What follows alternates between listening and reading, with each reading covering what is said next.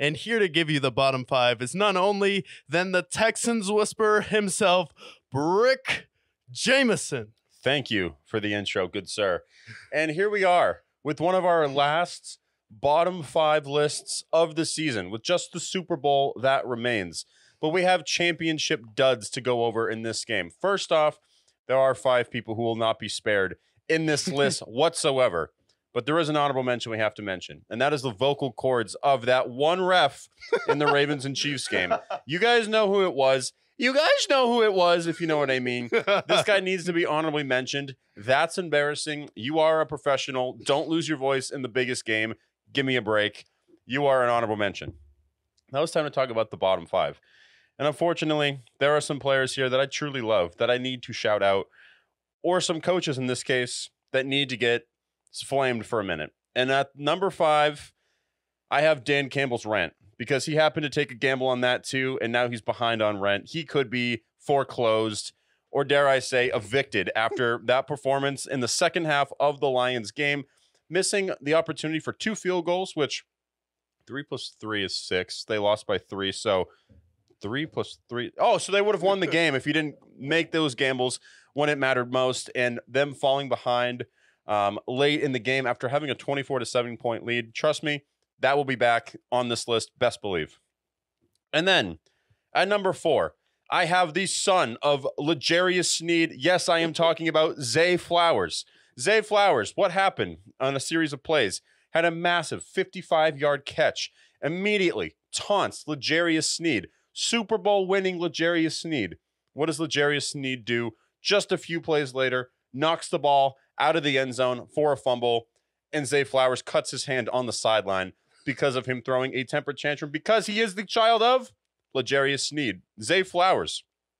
At number 4, L'Jarius Sneed, the father of Zay Flowers. He is the father, according to Murray. At number 3, it kills me to have it here with my Sam Laporta jersey, with your Jahmyr Gibbs jersey. Number 3, we got to put the Lions second half. What was that, guys? You guys were up 24-7. You guys had 30 minutes to the Super Bowl. All you needed to do was maintain the lead. Don't do anything stupid and hold the Niners down. And what did you guys do? Within one quarter, it's a tie game. And by the end of the game, it's 34-31. And you guys blew your chance. This was your chance. You guys literally had the Super Bowl. You guys were about to be the only team standing in the way of a Chiefs back-to-back Super Bowl. But now instead, we have to see Mr. Irrelevant and the 49ers gang, who did deserve to win that game after coming back. Something that Kyle Shanahan's teams historically don't do. Lions, what are you doing? Don't be on this list again. We are a Lions podcast. If you were at Shoppers in Manchester, New Hampshire, you would have seen us cheering on the boys with all the Michigan natives that were some reason find themselves in Manchester, New Hampshire. I'm assuming because they are also fans of the show, as many people are. That being said, don't be on this list again, or I'm going to have to beat your ass and go all the way to Detroit and beat you guys up at Ford Field. So don't do that again. Terrifying. At number 2, I have the media / the critics / Twitter / everybody who said that the Chiefs are vulnerable this year. And at points, we were one of those people, and that's okay. The Chiefs year, this is the we are vulnerable season, which means going 11-6, which means beating the Dolphins, the high-flying, highest-scoring offense in the league in the first round, and then beating who many anointed as his equal in Josh Allen, beating up on him in the second round, and then Lamar Jackson, who now we're like, oh, is he the second best quarterback in the league? Where does he rank? Can he surpass the great Patrick Mahomes? And then Lamar Jackson just did absolutely nothing in this game. And then all the people who are like, this is the year to beat the Chiefs. And where do they find themselves for the third time in 4 years? Back to the Super Bowl. Correction, actually. The fourth time in 5 years. I'm sorry, the city of Kansas City, for that slip-up just there. They have a chance to win their third Super Bowl in 5 years. The only person who stood in their way was Thomas Edward Patrick Brady, and then, of course, Joe Burrow in 2020. But for those who said that this was not the Chiefs' year, you guys are the second worst performers of the championship round. Shame on you. But none can be worse than the person who had the opportunity to not only define or redefine their legacy, not only to surpass himself and be one of only 3 players in NFL history to beat Mr. Patrick Mahomes Jr., in the playoffs. No. Lamar Jackson said, no, you know what? I think I'm going to stick to my old ways. I think I'd rather be 2-4 in the playoffs. I think I'd rather throw for 50% in this game. I think I'd rather throw for 272, 1 touchdown, 1 pick, have a QBR of 75, and continue the narrative that Lamar Jackson has of not showing up in the playoffs. And all I saw was a bunch of Pampers running around. Yeah, that's right. Lamar Jackson was shitting in his diaper the entire game. The entire game, I'm like, Lamar, please do something. The second half, the Chiefs didn't score at all. You had not 1, not 2, not 3, not 4, not even 5. You guys had 6 opportunities to score just a touchdown or a field goal or anything where this game would have made me sweat a little bit. But instead, I was just watching punt after punt after punt after fumble after interception. And I'm like, Lamar, this was your chance. This was your chance, and you blew it. And now America is burning. America, people are in the streets rioting. They are with their tiki torches. They are with their bricks. They are with everything. People are rioting because we have a Taylor Swift Super Bowl, and it's all thanks to Mr. Lamar Jackson. So shame on you, Lamar Jackson. You are the worst top 5 in this list. Wow, Lamar, what a fall from grace from repeatedly being in the top 5 for the Brickyard week in and week out. Maybe we should have humbled the Ravens at one point this season and left them off of the top 5. I know we haven't left them off the top 5 since they lost to Kenny Pickett in that awful game where Lamar turned the game over, but what a fall from grace for the Baltimore Ravens and another just epic fail at trying to take down the Chiefs. And this is what we were worried about going into that game. It's like, okay, this is the Kansas City Chiefs. This is the equivalent of Tom Brady and Bill Belichick of this generation. If you take a shot at them, you are in your own house. There's really no excuses for this. Yeah, exactly. And what happened, like, between John Harbaugh and some of his questionable play calls, you guys were the best running team in all of football. You ran the ball 16 times. Granted, everyone is Gus Edwards on that team. You look at the running game, Gus Edwards or Justice Hill or Dalvin Cook, you look closely enough, they're all the same. But either way, that's what your bread and butter is. And you completely abandon what made you great all season, which was questionable. You made Lamar throw it 37 times. Yeah. And he is somebody who should be making those throws, but stick to what you're good at and what you can expose them in. The Ravens really let us down this week. Well, that's the Patrick Mahomes pressure he puts on you. You're like, oh boy, we're paying Patrick Mahomes. We got to make sure we're passing the ball and keeping ahead. And then it makes you start to play out of character, where we've seen that with the Steelers. We've seen that with the Colts in the past, and we've seen that with other teams when they go up against the Patriots. You start playing out of what you normally do because they made an effort to take away the run in that game. And we'll get to that game later, but that's what happens when you're facing Patrick Mahomes on the other side of the field. You start to do things where you're like, oh, why are you doing that? That's a little bit strange. Yeah, this was a weird game, but you know what?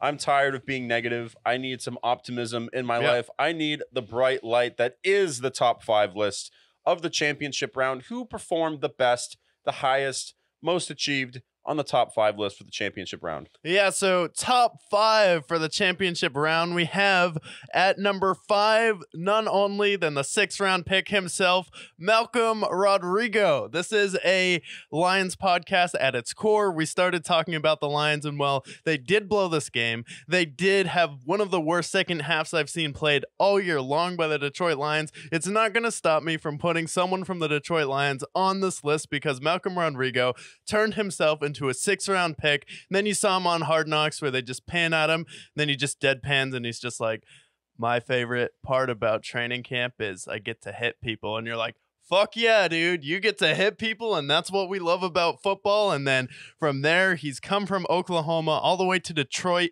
and then you saw the speeches where he's like, I don't want to have to start this guy over you. You guys should be kicking his ass, but he is a 6th round rookie out here to take your job, and then he gets the interception with Brock Purdy, helps build momentum for the Detroit Lions in the first half. So I would be remiss if I did not put Malcolm Rodrigo on this list. Congrats to you. You're a big-time playoff performer this year. You're a big part of this team's run defense. You're a big part of this team all year long, and then just helping to establish that culture of grit. Doesn't doesn't matter who you are. You need to practice as hard as you possibly can. You need to be the hardest worker in the room, not your contract, not where you were drafted, not how much talent all the experts said you had, but what you do day in and day out is what matters in the NFL. He kind of embodies the identity of this team, and it all came into fruition in this game, similar to how it did for Derek Barnes last week. So congrats to Malcolm Rodrigo on a magnificent run this season, and can't wait to see more interceptions and more forced fumbles from this guy going forward in the future.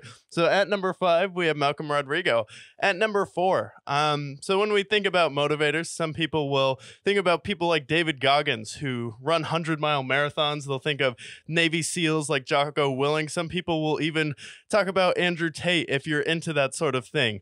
However, one thing you do not want to do is motivate Patrick Mahomes. One thing you do not want to do is give Travis Kelce an extra reason to shake out of the coma he's been over the past few weeks and give him a reason to kick your ass. But at number 4, for the best motivator and the best player at giving the other team bulletin board material, Justin Tucker. Why are you thinking it's a good idea when you're at home in Baltimore, you're facing off against the Kansas City Chiefs, everyone is already writing them off seemingly in this game, and then you think it's a good idea to get between Patrick Mahomes and Travis Kelce? You think it's a good idea to help motivate them? So what you really did was seal your team's downfall there. Justin Tucker gets between Patrick Mahomes, gets between Travis Kelce, and then he gives them an extra reason to go out there and kick your ass. You're a team that has not achieved anything since the 2012 Super Bowl. You're a team trying to get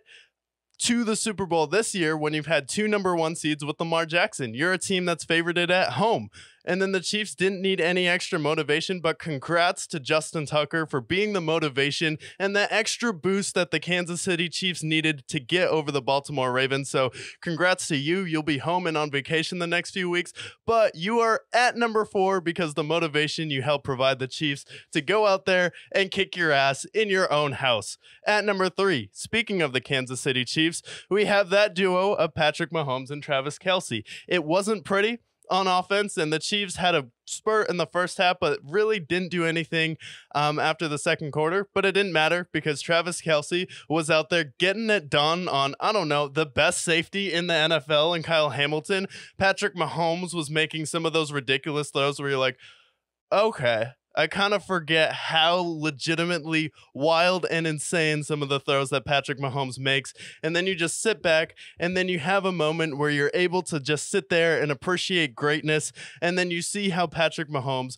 manipulates the pocket. You see how he has that synergy and that symbiotic connection like Venom does with the symbiote in the movie Venom. And that is Patrick Mahomes and Travis Kelce. And when they break and then they go on the field, Patrick Mahomes knows where he's going to be. And then Travis Kelce going out there, snapping out of his funk seemingly, where he kind of was slept on a little bit this year. He kind of had a down year, didn't get to 1,000 receiving yards, but it didn't matter because he got a touchdown last week and he got another touchdown this week, and him and Patrick Mahomes were able to do just enough to squeak by the Ravens in Baltimore. So congrats to Patrick Mahomes, congrats to Travis Kelce. So at number 3, we have that dynamic tight end quarterback duo.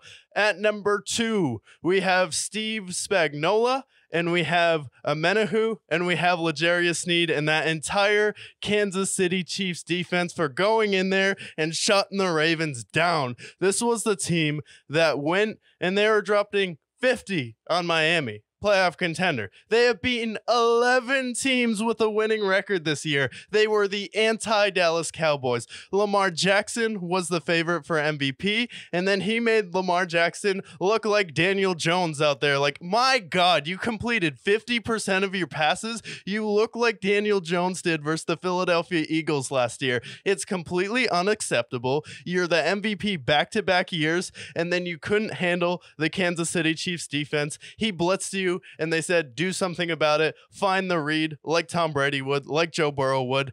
and you couldn't do it. And then they were able to do enough to get it done. L'Jarius Sneed gets burned on one play and comes right back and punches the ball out from Zay Flowers, sealing the victory seemingly for the Kansas City Chiefs. Amenahu sneaks up behind Lamar Jackson while he's there, holding the ball for way too long, knocks it out, gets a fumble, helping give the Chiefs momentum in that game. And then Steve Spagnuolo is one of the most underrated defensive coordinators at this point. My two favorite coordinators outside of head coaches are going to be Lou Anarumo and Spagnuolo for just the incredible job they do on these dynamic offenses who, again, they went out there, destroyed San Francisco, and San Francisco lit up Miami, and they are seemingly running over everyone in the NFL, but it didn't matter even though you were at home. So congrats on the Kansas City Chiefs defense for going out there and having a great game. At number 1, speaking of proving doubters wrong, speaking of being irrelevant, oh wait, no, he is the most relevant quarterback this week because he was the only one who had a Tom Brady-esque performance. Down 24-7, Kyle Shanahan's record coming into this season before Brock Purdy was 0-30 when they're trailing by 4 or more points coming into the fourth quarter. Well, guess what? That record is now 2-30 thanks to Brock Purdy, thanks to that Green Bay game, and now thanks to the game where they came back and won versus the Detroit Lions. Everyone wrote this guy off. Everyone was bashing him. Oh, there was a reason why he was picked last. Like, are you kidding me? Brock Purdy has done nothing but ball out over the past 2 years. He was the 5th quarterback in NFL history to win a playoff game in his first 2 years starting. How magnificent is that? Brock Purdy is now 1 of 5 in NFL history, and then he was dicing up the defense in the second half when everyone was like, oh, Mr. Irrelevant crumbles whenever there's pressure over him. He rose to the occasion. He was the one who stood in the face of adversity and said, no, it's going to be okay. Get on my back, whether it was running for big third downs, whether it was hitting Deebo Samuel, whether it's hitting Brandon Ayuk on some incredible throws.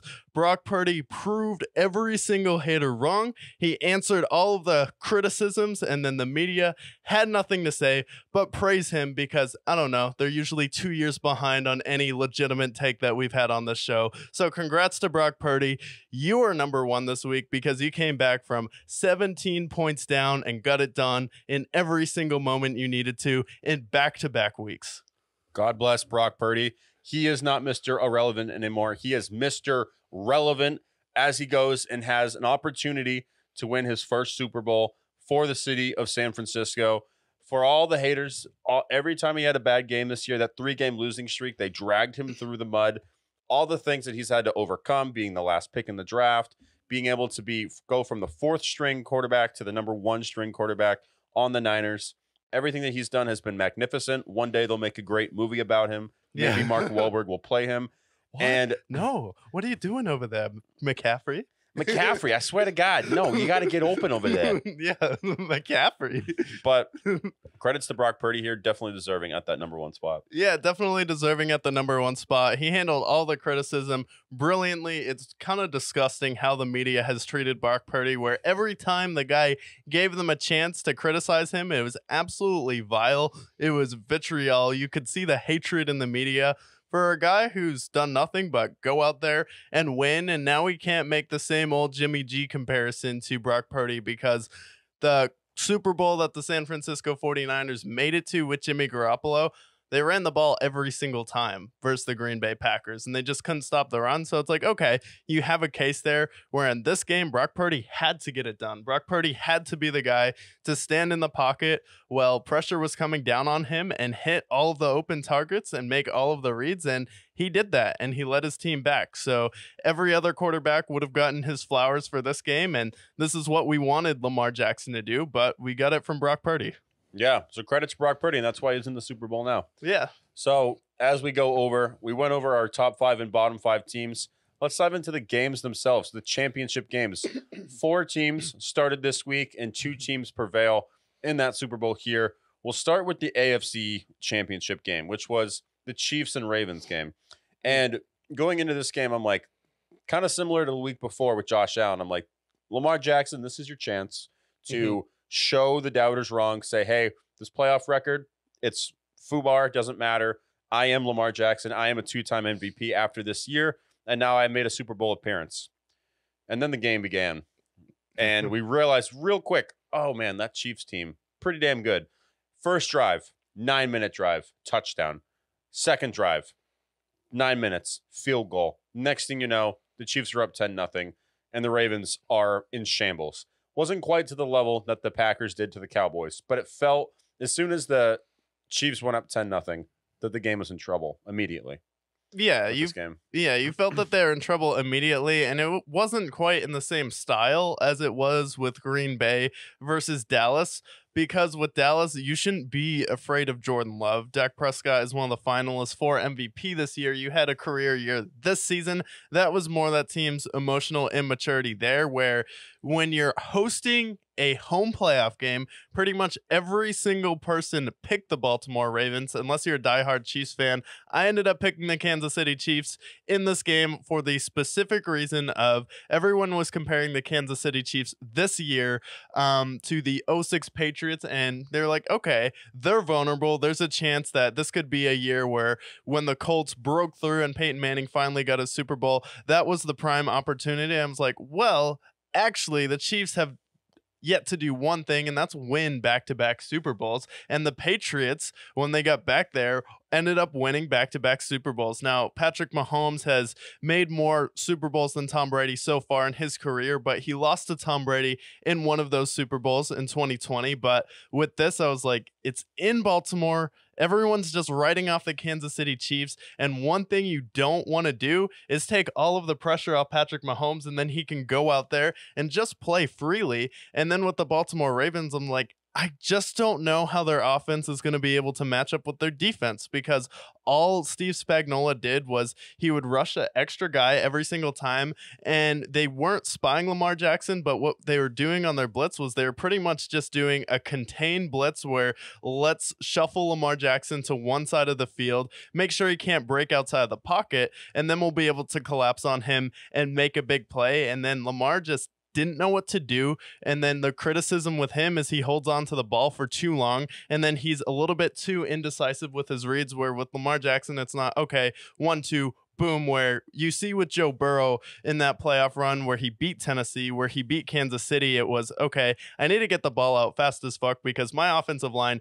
is terrible, and Joe Burrow made it a point to get the ball out of his hands quickly. With Lamar Jackson, he simply just holds the ball too long, and the Chiefs just blitzed him all game, and they're like, do something about it. And then every time Lamar Jackson had a chance to do something about it, overthrow Aguilar, overthrow OBJ, overthrow Mark Andrews, overthrow Isaiah Likely, throw into triple coverage, fumble the ball, and Amenahu ends up getting to him. I'm like, the difference will be is Patrick Mahomes isn't going to turn the ball over in this game. And then him and Travis Kelce, I know they can make enough plays because I've seen Tom Brady do it with just James White, Gronkowski, and Edelman, and like a Brandon Cooks type figure, which we have with Rashee Rice. And Rashee Rice made the case. He's like, everyone's talking about Zay Flowers. Everyone's talking about Puka Nacua for being these electric, dynamic wide receivers this year. And while I think Puka Nacua is the best out of any of them, Rashee Rice is like, hey, I'm here too, and I'm also a lot more mature than Zay Flowers.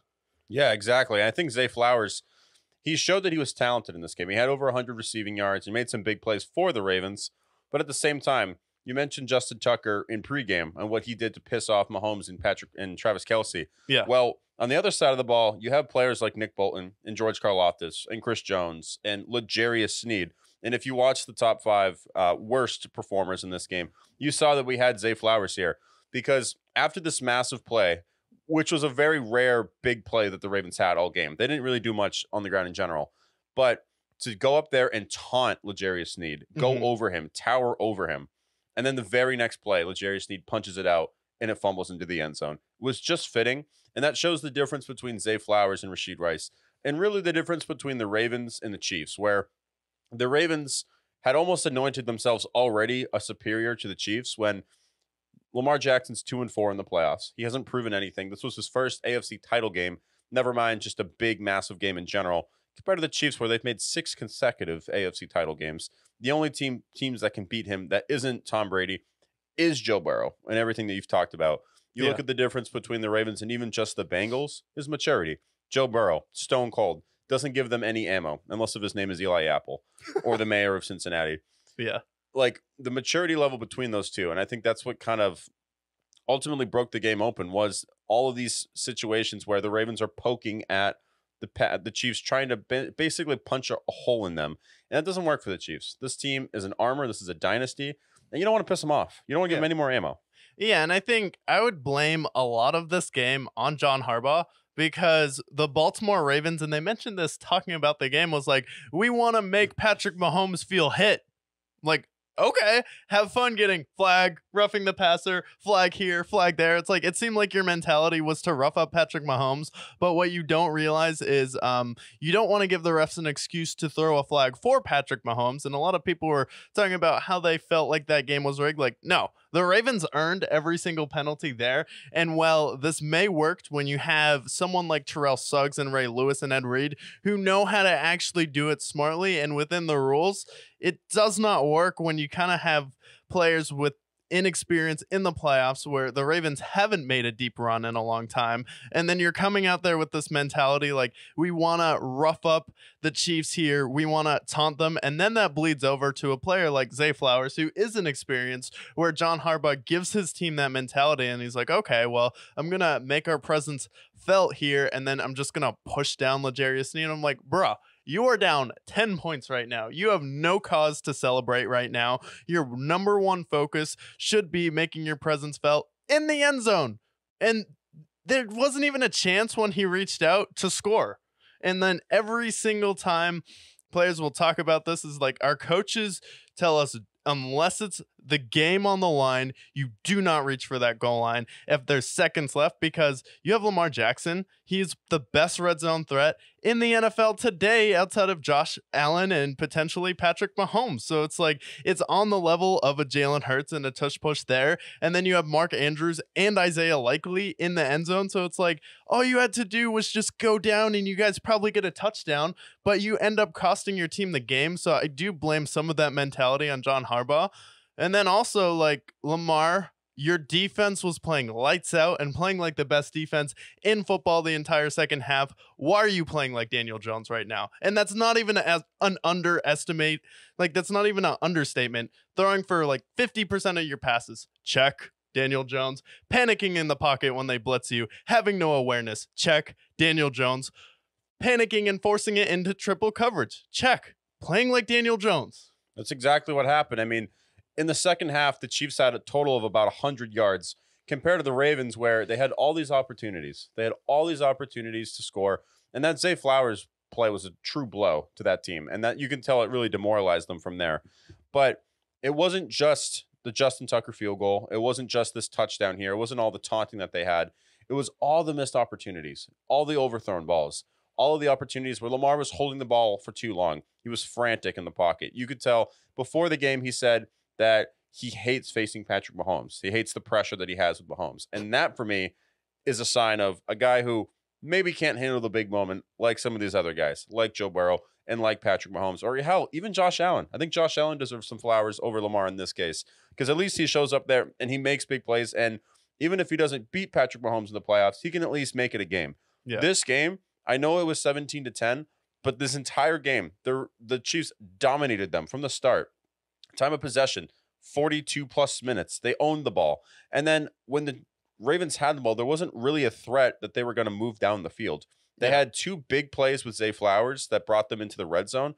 But other than that, they didn't really move the ball at all. Even with all their running game and even with some of the talent that they brought in the offseason, none of that panned out at the end of the day.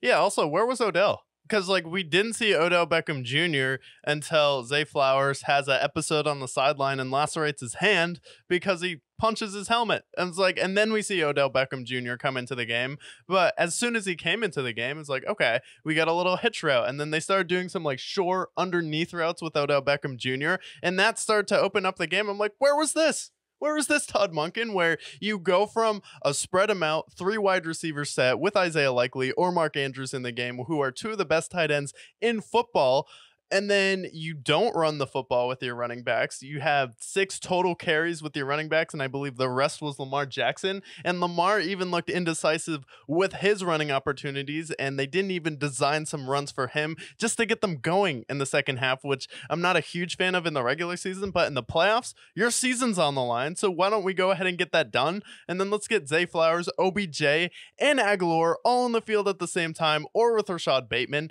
and spread them out. Or you could put Isaiah Likely out there wide and then have Mark Andrews in the game. But as soon as OBJ came in the game, they started legitimately looking like the offense that they looked like all year.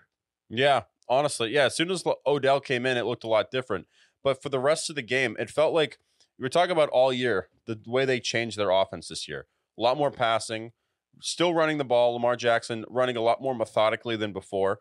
And it felt good. But in this game, it felt like they reverted back to the old Ravens, the team that, couldn't really throw the ball down the field, couldn't make those deep shots, relied too heavily on the run. This game, they didn't really run the ball very much, but it felt like they took a step back offensively at the worst opportunity. This is the team where, yes, obviously the Chiefs took the momentum with that first touchdown, but then you can just go out there and score. Again, go out there, answer back, which they did, and then the game really, on paper, was not out of reach by any means. But it was just these plays that they didn't capitalize on. Poor game plan by John Harbaugh. Poor game plan by Todd Monken. And then second half, they made their adjustments. They contained the Chiefs, and they had all these opportunities. And it ultimately fell flat on their face. And the only team that's responsible for this is the Ravens, because they had several opportunities. They didn't capitalize, and the moment was too big for them. Yeah, the moment was definitely too big, and then Ravens fans were acting like this was a lock, and people thought I was crazy for picking the Chiefs, who have made the Super Bowl last year. They've been in the AFC title game 6 straight times, and there was no pressure on them. Like, okay, that's crazy versus a team who's never made it to the Super Bowl, has a bunch of question marks, is just going to roll over them. And then a lot of people thought this game was going to be not only just a victory for the Ravens, they thought the Ravens were going to run and blow out the Kansas City Chiefs, and they thought they were going to boat race them. So I thought that was a bad sign coming into this game, which is why I ended up picking the Chiefs. But also, it's like, how do you not have extra confidence to try more things on offense when your defense was so dominant in the second half?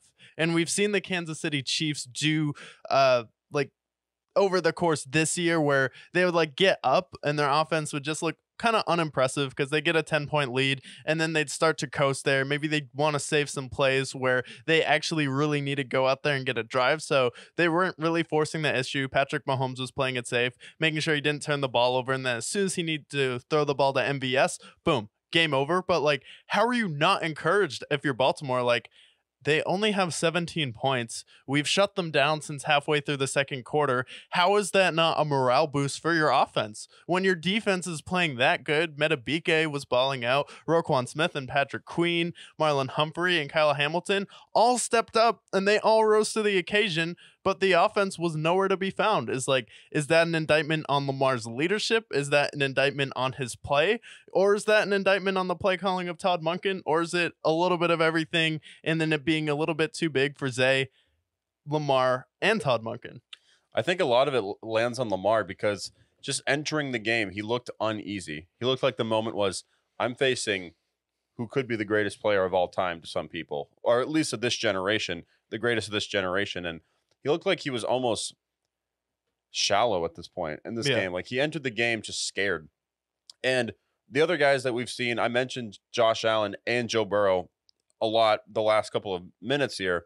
And it was just like, I never felt like with those two that the moment was too big for them. At least the last few games with Josh Allen, the last few games with Joe Burrow, where Joe Burrow went head to head with him, went to war with him. Either it went to overtime or it was ended up being down to a field goal. And then for this Bills game, same idea, where they go head to head. Josh Allen is competing with him, and it felt like there wasn't really that competitive spirit with Lamar Jackson this time around. Yeah. But I don't know. Disappointed in how the Ravens performed. But then we did have another game, the NFC title game. We did. As well. And this game at one point looked fantastic for the Lions. They came out to an early lead, 24-7 at halftime. And we were at Shoppers. We were at the official Lions bar of Manchester, New Hampshire, turning that bar into a Lions bar slowly but surely. Of New England, potentially. Of New England, we did have some Michigan natives there who were from Detroit, and they were raving and yelling and screaming. Buying the bar shots. Buying the bar shots, buying us shots specifically. Yeah. And at one point in this game, we're like, Lions and Chiefs. This is what America wants. This is what America needs. Lions, Super Bowl. And then the third quarter happened. And this is where that same old Lions mentality kicked in. And this was unfortunate because this is a team that had 30 minutes before the Super Bowl to book their first Super Bowl appearance ever. And, Jared Goff's playing well. Jahmyr Gibbs is playing great. Amon-Ra's making big plays. Sam Laporta could not be stopped.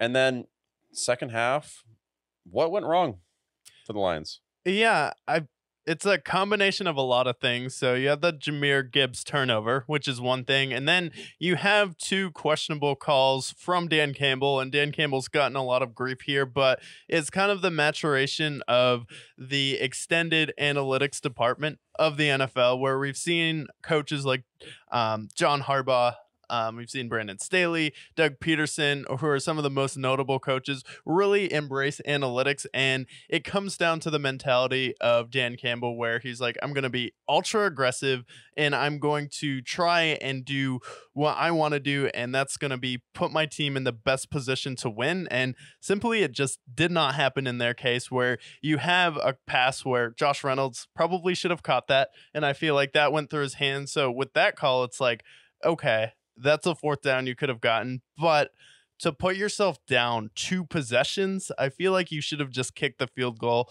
on the second try there, because it's not something where let's be aggressive and go get the touchdown, because I don't think it would have made that much of a difference. It's just in a playoff game of this magnitude, you can't go out there and leave points on the board. However, to play devil's advocate, say they go out there and convert both of those fourth downs, everyone would be talking about how stoic Dan Campbell is, how much faith he has in his offense, and they'd be talking about how he turned around Detroit and then how that led to them getting to the Super Bowl and how that led to them being this team that kind of turned it all the way around from where this is a team that Vegas had at 9.5 wins coming into this season. This is a team that was bottom of the NFC in likelihood to make it to the Super Bowl. They're ahead of the likes of the Packers and the Buccaneers. The Cowboys were number 2 when they were completely robbed in Dallas. San Francisco rightfully at 1, but a lot of people were still doubting the Detroit Lions, and they really weren't supposed to be in this game. So the fact that that much momentum swung that fast, I felt like just a gut punch to the Detroit Lions, and then their defense just could not do anything to stop them. Brock Purdy, I mean, did anyone know he could run this well and turn into prime Russell Wilson, at least the way he could scramble? I don't think a lot of people saw that coming. So Brock Purdy went out there, did his thing. So credit to him to proving all of the critics wrong who disparaged him all year long. But I think if the Lions picked up those 2 fourth down conversions, we're having a very different conversation. And it's just how it goes. It's like, okay, if you miss it, the media is going to trash you. Okay, but this is who Detroit is, and this is what they've done all season long. And Jared Goff, simply, he was playing pretty good, and they just didn't have anyone open on that play. Maybe it's a better play call you could have had, but Jared Goff really didn't have too many throws that were head-scratching in this game. So I thought, if you want to go for it, this is who you are, and this is what got you here, and this is what gave you your first 2 playoff wins since the 1950s. Yeah, exactly. And I think that you're right as far as like how the media would have changed that narrative had he converted, because that kind of is how it plays with Dan Campbell. He was hyper aggressive. He was hyper aggressive before this season, and that's just been the identity of the Lions and how they've been: grit, determination, and hyper aggressive. And sometimes it doesn't pay off. We saw how it didn't pay off in the Ravens game. We saw how it didn't pan out in some of the losses that they had this season. This game, with the magnitude of this game, with how much momentum was swinging towards San Francisco, with some of these plays that happened, with Josh Reynolds dropping not 1 but 2 pivotal plays in this game, I think that the field goal was necessary at certain points just to heed the momentum just a little bit, because it felt like the Niners on the second half was just getting everything they wanted. Christian McCaffrey started going. Brock Purdy made some great plays, and I think Brock Purdy deserves a lot of credit for them coming back in this game. this is a 49ers team that historically does not come back from big deficits. When they get down, they do get a little bit gun shy and they do get a little bit worried here. But this game, Brock Purdy had the confidence to come back. And I think part of that should be giving credit to Brock Purdy. And I don't know if the media necessarily is giving him enough flowers for that comeback, that 17-point comeback that he did face. But then it does also fall back on, a hyper-aggressive coach. Sometimes those aggressive plays don't always pan out. And in this game, I think it killed their momentum a little bit. Yeah, I definitely think it was a big momentum killer. And again, it's back-to-back weeks for San Francisco, kind of gets dominated in the first half. Brock Purdy leads them back in the second half, and then the other team just leaves 6 points on the board. And that's just like in football, it's so hard to even get to this point, let alone score in a game like this. So I think those 2 field goals would have made the difference. And then you would have at least given you a chance for overtime, and then you would have been able to play for 8 more minutes there. And then it would have been a situation where it was whoever got the ball last. But I feel like the Jahmyr Gibbs fumble was such a big turning point in momentum that the Lions really were kind of like, oh, like everything is going wrong at this point now, where we had a turnover. Everything was going really good in the first half. Jake Booty missed a field goal. And then all of a sudden the script was flipped. And then you also have the situation where the Detroit Lions, you hear everything the media says about Brock Purdy, and then you hear how everyone constantly underrates him. You hear the talk of him being Mr. Irrelevant. You can't help but think that creeped into their minds a little bit here, where you're not expecting it from Brock Purdy, and you're not expecting him to pull off a Tom Brady-esque performance where you can point to Dak Prescott, you can point to Tua, and you can point to like Justin Herbert and these guys who have these epic meltdowns. And Brock Purdy was switching the narrative where he's like, out of all of these quote unquote game managers, as Cam Newton calls it, like, I game managed my team back from a 17-point deficit. My coach was 0-30 when trailing by 4 points entering the fourth quarter, and I was able to flip around that whole narrative for him. This is the head coach that also was the offensive coordinator when the Falcons lost 28-3, and that was really the difference in this game. Do they come back with Jimmy Garoppolo in this game? Probably not. Do they come back if Matt Ryan is the quarterback? Probably not, because they wouldn't have the courage of their conviction to step out there and then lead their team back, get everyone pumped up. But like, Brock Purdy has also given this team the ability to have players like Trey Greenlaw, Nick Bosa, and then sign Christian McCaffrey to massive money, pay George Kittle, have the highest paid tackle in football, have Brandon Ayuk, have Jawan Jennings. So it's like, all of that, it's like, okay, now you're looking at a guy who was overlooked and was told he was going to be the reason why the San Francisco 49ers didn't make it to a Super Bowl or didn't achieve to the heights where their expectations are this year. He's repeatedly called the weak link on this team, even though they're being roasted without Justin Jefferson by the Vikings. They couldn't do anything to stop the Cleveland Browns in Cleveland, and they couldn't do anything to stop the Detroit Lions in the first half. Yet Brock Purdy is always shamed as the weak link on this team when he was the one who, hey, he's the quarterback. He's the leader on this team. And guess what? Every quarterback ever besides Tom Brady who has won a Super Bowl has probably had some of the best weapons in the league. Yeah, historically. And I think that with Brock Purdy, the narrative around him has been so heinous, especially with the media always talking about Mr. Irrelevant, always talking about all this talent that's around him. But I think what they forget about is his leadership. And that was one of the things that I feel like Jimmy Garoppolo maybe didn't quite have the same amount of, where Jimmy Garoppolo was that pure game manager player. And I never felt like he was like the guy that was orchestrating the offense quite to that same level that Brock Purdy does. I think Brock Purdy puts a level of confidence in people like George Kittle, in people like Jawan Jennings, Brandon Ayuk, Deebo Samuel, because of his underdog mentality, the chip that he has on his shoulder. Jimmy Garoppolo was a third round pick, which by no means is a first round pick, but still not quite the same chip on his shoulder. Brock Purdy, undersized, not looked at in the draft, wasn't a 4-year starter. So I think having that chip on his shoulder, being that leader for him, saying, no, guys, we're down 24-7, but we got 30 minutes of football left. Yeah. We can still definitely get this happening. This defense has been susceptible in the past. We do have the highest powered offense in the league. We can definitely do this. And I think that a lot of credit should go to Brock Purdy here. Yeah. Lions, their meltdown, I definitely think that it was unfortunate to see because we kept talking about the hurdles that they were going through whether it's facing the Chiefs in week 1, overcoming some big losses, or winning their first playoff game in 32 years. So they definitely overcame a lot of hurdles this year, but I feel like this was what culminated at the end was maybe just the moment was just a little too bright when things started to get bad. I think maybe they could have potentially called a timeout in that third quarter and maybe settled the nerves, because I felt like as everything was starting to go down for them, they really started to collapse. And I think maybe a timeout could have probably helped them ease their nerves a little bit. It could have changed the outcome of this game. But I think credit should go to Brock Purdy in this situation. Yeah, I think credit should definitely go to Brock Purdy. And then also to the San Francisco 49ers. Like, this was a game that they should have been in control, and you are the better team in this game. And then it was in your house. You had every reason to panic in a game where Lamar Jackson looked terrified, where Lamar Jackson looked antsy, where Lamar Jackson looked indecisive. Brock Purdy was just like, just another day at work for me.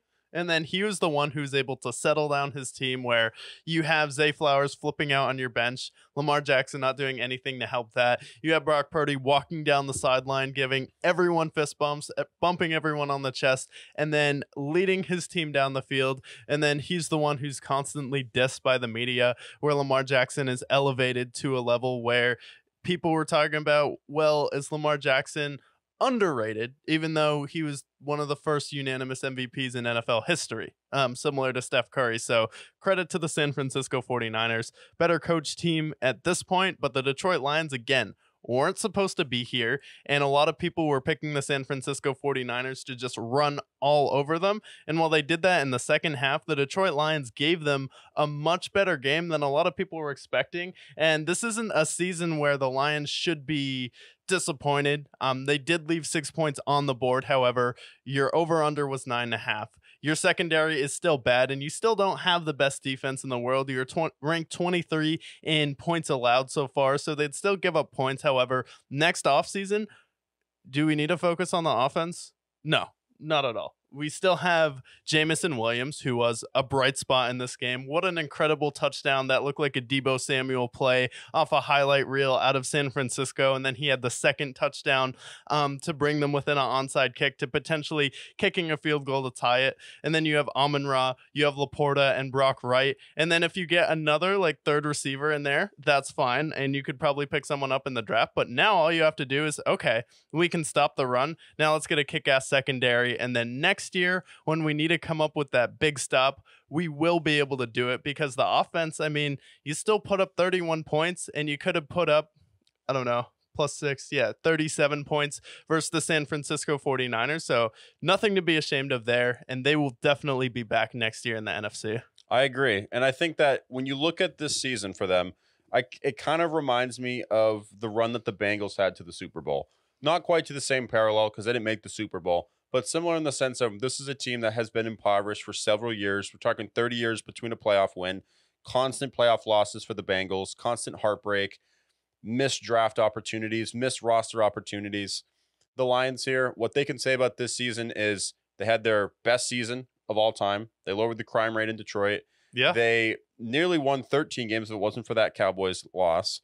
And then they not one, but 2 playoff games, first time since 1957. And they were a half away from making the Super Bowl. Had they made the right plays in the third quarter and things didn't slip away from them, they would have made the Super Bowl. And anything can happen in any given game. So this Lions team, although it's sad to see how they went out, at the end of the day, you still have all these guys under contract. There's not a lot of missing people they have to re-sign next year. So I absolutely think they're going to be back here, especially with the Niners salary cap situation, with the Eagles and all this dysfunction there, the Cowboys, and how they can never be trusted anymore. Mike after what we saw is there. back. Like, Mike McCarthy is back. Honestly, your biggest worry is probably the Packers and the Bears next year. Yeah, exactly. And maybe the Rams too. You can throw the Rams in that conversation. For sure. But those 3 teams, and those are all teams that you have beaten. You beat the Rams already. You beat the Packers before. Like, all these teams you can definitely beat. Fill out your defense. Your defense made a stride this year, but next year focus even more on bolstering that secondary. You guys will be back. Yeah, they'll definitely be back there next year. But congrats to the San Francisco 49ers for making the Super Bowl. Congrats to the Kansas City Chiefs. And I'm honestly looking forward to this Super Bowl rematch, especially you have the replacement of Jimmy Garoppolo with Brock Purdy. Brock Purdy showing that in back-to-back games, the question was, can he lead his team down the field? So Brock Purdy was like, okay, I guess I'll spot the team 10 points and lead my team down the field versus the Packers. I guess I'll spot the other team 17 points and lead my team back in the second half there. So you could almost say legacy wise, Kyle Shanahan and Brock Purdy were like, let's let them get ahead. So then I can prove to the NFL that I can lead a comeback here. And then you also have Patrick Mahomes going for his third Super Bowl.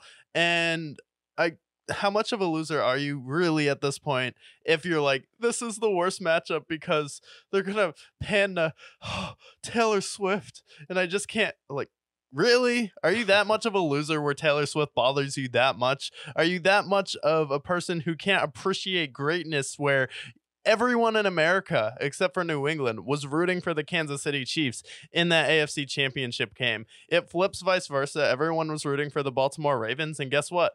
The Patriots and the Chiefs both won those games. And now Patrick Mahomes is going to have a chance to make one of the greatest runs in NFL history and put himself up there with Tom Brady. And then you're so adverse to greatness that you're like, no, it'd be more fun if I saw Lamar do it. Well, Lamar didn't deserve to do it because he turned into Daniel Jones, and their defense had too many penalties. They had too many out of character plays. And then you also have Andy Reid, Steve Spagnuolo, how he ranks as an all-time defensive coordinator. And then you have the San Francisco 49ers who have unfinished business. It's a Super Bowl rematch. How rare is this where two teams get back to a Super Bowl? And then the Chiefs were down 10 points in that Super Bowl. Jimmy Garoppolo overthrowing Emmanuel Sanders in that Super Bowl. So it's like, this is awesome. Like, this is the two best teams. The San Francisco 49ers have the best roster. The Kansas City Chiefs have the best defense and the best quarterback. And then you have Kyle Shanahan, who's kind of the modern day Andy Reid, who's at his first stop. And I've always compared Kyle Shanahan in San Francisco to Andy Reid with the Eagles. And it's been very similar how they made championship games. And now Andy Reid's on his second stop. So we have arguably two of the greatest offensive minds going head to head. And then you have Mr. Irrelevant, who's trying to win a Super Bowl. And then you have Patrick Mahomes, who is trying to be the GOAT at this point. What is not to love? I love it for a lot of reasons. First of all, 6 years, 6 AFC title games. He's made it now to 4 Super Bowls in 5 years. And when you guys are here complaining about the Chiefs continuously making it each and every year, I need you to remember the other great moments, right? Whether it's the Golden State Warriors of the 2010s, whether it's LeBron James in the 2010s, or maybe it's Michael Jordan in the 90s, or the Patriots era. How fond do we look at these Patriots memories now that it's over? You're going to look back at these memories and be fond of seeing, wow, I got to see Patrick Mahomes 4 out of 5 years in the Super Bowl, facing Brady, facing the 49ers, and facing some great rosters, the Eagles rosters that we got to see, and all these historic matchups, some of the greatest performances we've seen in NFL history. Not only that, this guy, 6 years in, he's immediately stepped in and been the best player in the league pretty much immediately. Yeah. And what we're seeing is the next generation of what this generation's GOAT is going to be. He has a chance to have 3 Super Bowls when nobody else has more than 1. And I think the only one who really does is Matt Stafford, and then a couple other guys who might be older. So you have an opportunity to see this guy fulfill what could be the GOAT prophecy. And you look on paper, we love Tom Brady. Tom Brady is a friend of the show. We love him dearly. He is the greatest of all time. He's the most accomplished. But at the same time, how exciting is it? Similar to in the NBA, watching LeBron go to 8 straight finals. And don't fucking scoff. LeBron James deserves to be fucking recognized here. 8 straight NBA finals and winning those titles and having these great moments here. The Golden State Warriors winning 4 championships in 6 years and doing all these great runs with Steph Curry and Kevin Durant and Draymond and Klay Thompson. Michael Jordan in the 90s. Like, this is some of the greatest moments in sports for the Chiefs and Patrick Mahomes. And then the Niners have an opportunity to get some unfinished business against them. I would have preferred to see the Lions in there. They think they should have won against the Niners. But you look at one last bit I'll say about Patrick Mahomes. Every team that he faced in this playoff run are all teams that should have stepped up to the occasion. The Dolphins never beat a winning team. Guess what? They crumbled when they faced Patrick Mahomes. Josh Allen and the Bills had an opportunity to surpass the Chiefs because they were vulnerable. They choked like the Bills do. And then lastly, the Ravens. Lamar has a chance to bedrid all of these I can't perform in the playoff narratives. And what does he do? Not perform in the playoffs. So every team that they beat to get to the Super Bowl didn't hold up on their end. So that's why they deserve to be in the Super Bowl. That's why you should appreciate greatness. End of bit. Yeah, I mean, you should always appreciate greatness. And it was so typical where I saw everyone in the media looking for an excuse to pick against the Chiefs, where you have people like bring people on like, oh, do you think like this is an off year for them? And then I was like, nope. I saw this time in and time out with the New England Patriots. And I know we're both history buffs on the show, but I actually use history for my pick in this game, where I was like, I've seen this with the Patriots every year with the Pittsburgh Steelers, how they're Antonio Brown, Le'Veon Bell. This is the time to do it. Nope. Never their time, where you'd have this new fun team, and then every time they got to the Super Bowl, seemingly the other team was always better than the Patriots. But it was coaching, now with Andy Reid. It was the quarterback play coming up clutch with Patrick Mahomes, just not turning the ball over, and then having these epic comebacks where it's like, yeah, this is pretty predictable. And then we should have saw this coming, especially versus the Baltimore Ravens, where it's like they still haven't answered those questions. So I'm like, until I see it happen, I can't believe it. Yeah, no, I completely agree. And now with that third Super Bowl, he has a chance to surpass the amount of playoff wins that Peyton Manning had in his 20-year career in 6 seasons. We're on the pace to see somebody who very well could eclipse that GOAT persona, and I'm excited to see it, even as somebody who is a Tom Brady superfan. Yeah, even as someone who's a Brady super fan. And for me personally, he'll have to win more Super Bowls than Tom Brady, because we've seen them match up together head to head, and Tom Brady ended up beating him in his house when he had Tyreek Hill and Travis Kelce. And then he also beat him in the Super Bowl. So it's like he'll have better stats, but then we'll also have that argument where it's like, did you have a offensive minded head coach? And then were the rules designed in the era you played in to have those stats? And then people will be able to use that argument against Patrick Mahomes, which may or may not be fair, but it's just how it's going to go. I'm just excited for the debate. I don't care who sides one way or another. If his career was over after the Super Bowl, he'd still be the second best quarterback in NFL history to me already, especially with everybody else has at max maybe 2. You have Joe Montana, but he played in the 80s. Like, the numbers, come on, Joe Montana. And that's a good person to pivot to when we talk about Mad Dog's top 10, because that's already an interesting list here. We'll pull it up in a second here. But you have an opportunity for a guy to win his 3rd Super Bowl. You'll be in that same conversation with the Joe Montana, Terry Bradshaw, and Tom Brady as the only players to have those 3 Super Bowl rings.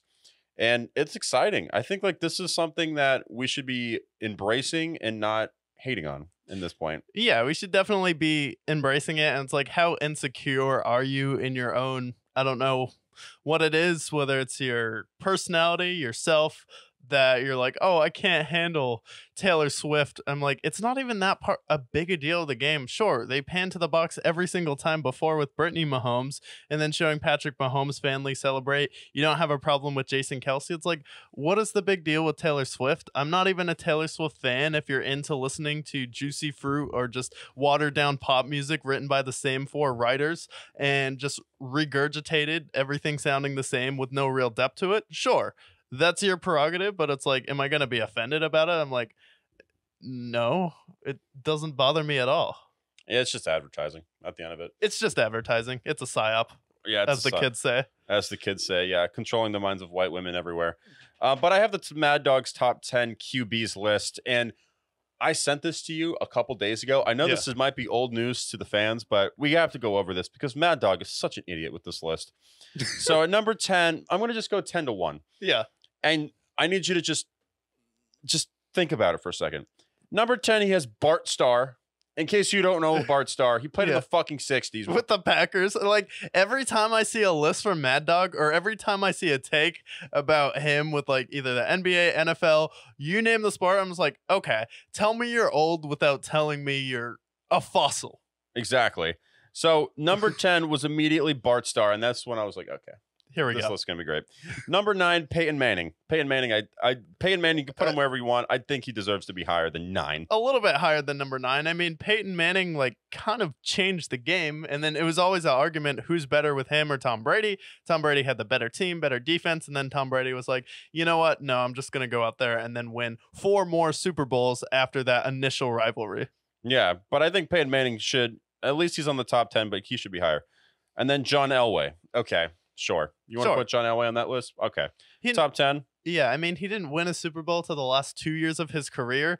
And then he also had LT and LaDainian Tomlinson and Shannon Sharp. Well, and he had Terrell Davis. Terrell Davis, yeah. But you want to put him there? Sure. 80s, 90s, cool. Terry Bradshaw at number 8. Number 7, I mean. 4 Super Bowls with the Iron Curtain, the greatest defense arguably of all time. Yes, the guy who couldn't beat out Phil Robertson from Duck Dynasty in college. Yeah, please put him on your top 10. Then we have Roger Staubach, who played in the 70s. Tell me There's a theme here. Yeah. Number 5. This is when the list just gets crazy. Otto Graham. Otto Graham. And by the way, I had a Browns report back in high school, so I know a decent amount about Otto Graham. Otto Graham played in the 50s. He played in the 50s. Wait, was that football or rugby? I'm pretty sure they were still playing rugby at that point. It wasn't even the NFL yet. Weren't they wearing like the kooky leather helmets too? Yeah, they were wearing leather helmets when Otto Graham. You think Otto Graham plays today? Okay. And Otto Graham is the 5th greatest quarterback of all time. If Otto Graham's on this list, obviously Aaron Rodgers is, right?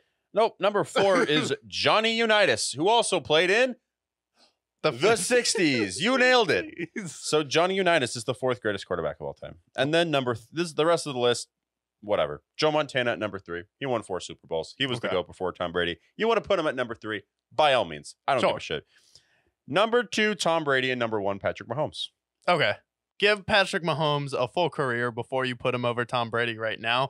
Putting him over Tom Brady right now is absolutely ridiculous. And Tom Brady should be the number 1. He is the undisputable GOAT, and everyone thinks he's the greatest player of all time. You can't put Patrick Mahomes above him yet. If you put Patrick Mahomes number 2, I wouldn't even care.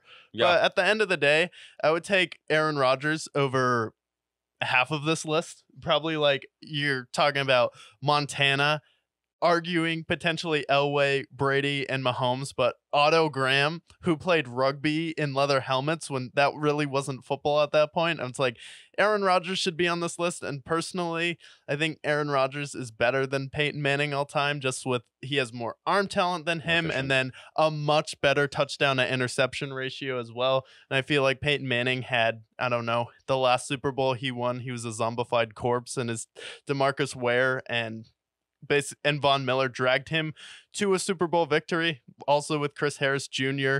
And Aqib Talib in that secondary, and then Cam Newton just having no weapons on offense. Potentially the worst Super Bowl of all time. Yeah, that was bad. Here's what I would do. First of all, get rid of anybody from the fucking 70s. How about that? As people who played with leather helmets, banned from our list of top 10s. And we don't even need to give our top 10s right now. But I can tell you guys who won't be on my top 10. Otto Graham. And again, I had a book report about Otto Graham. I mean, he was great. Don't get me wrong. He was great when my grandparents watched football. But guess what? He's not on the top 5 anymore. No. Hell, you want to put Drew Brees in the top 10? Sure, if you want to. You can put him, maybe not at number 5, but you can put him at number 10 if you want to. You can put him at 10. You can put him over Roger Staubach. You can put him over Terry Bradshaw, which his numbers are not good. And then Bart Starr. Don't most Steelers fans think that Ben Roethlisberger was a better quarterback than Terry Bradshaw, though? Yes. But the problem with Big Ben, and this is what a lot of people like Mad Dog have to agree.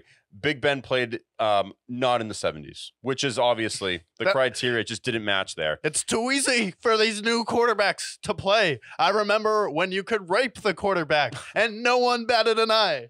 It's like, what? This is the same guy who says Larry Bird's the greatest shooter of all time. Oh my, what? Still, he's watched Steph Curry play and say, you know the guy who dribbles between his legs and steps back at half court?